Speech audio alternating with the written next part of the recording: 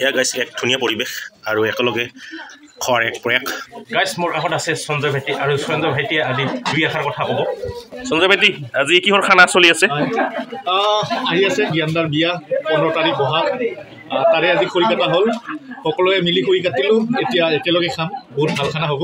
সেয়াই আৰু বিয়াৰ দিনা হ'ব, ভালেই হ'ব, খানা ভালে হ'ব। আৰু এবাৰ পৰিৱেশখিনি দেখুৱাবলৈ মই চেষ্টা কৰিছোঁ। চাওক গাইছ মানুহ মানি আছে জানে এতিয়া চাহ দি আছে, চাওক গাইছ কিমান মানুহ। আৰু আমি আছোঁ এতিয়া মোৰ সঞ্জয় ভাইটি এই কাষত একদম দাড়ি চাৰি একদম মানে খুচুৰা। গাইছ এক ধুনীয়া পৰিৱেশ আৰু একেলগে খোৱাৰ এক প্ৰয়াস। পুৰা সঞ্জয় ভাইটিয়ে খাই আছে এতিয়া। গাইছ কেনেকুৱা আঞ্জা পাতি কেনেকুৱা?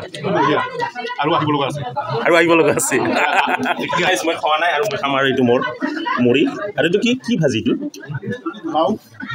লাও আলু ভাজি আৰু এইটো চাহ। আৰু কিবা বিশেষ আহিব লগা আছে নেকি? গাঁওবুঢ়া আজি কামত অলপ দেৰিকৈ অহা দেখা গৈছে, কিয়? নাই তাৰমানে দেহাৰ অৱকৰ ঠিক নহয়।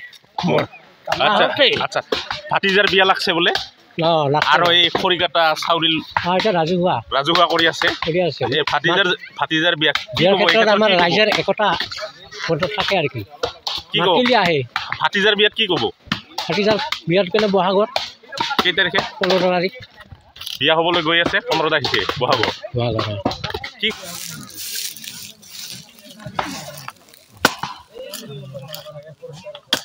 আৰু বিশেষ বস্তুটো এইটোৱে গাইছ, এয়া হ'ল জঙা। আৰু জঙাটো হ'ল আমাৰ জাতিৰ পৰম্পৰা, সমাজৰ এটা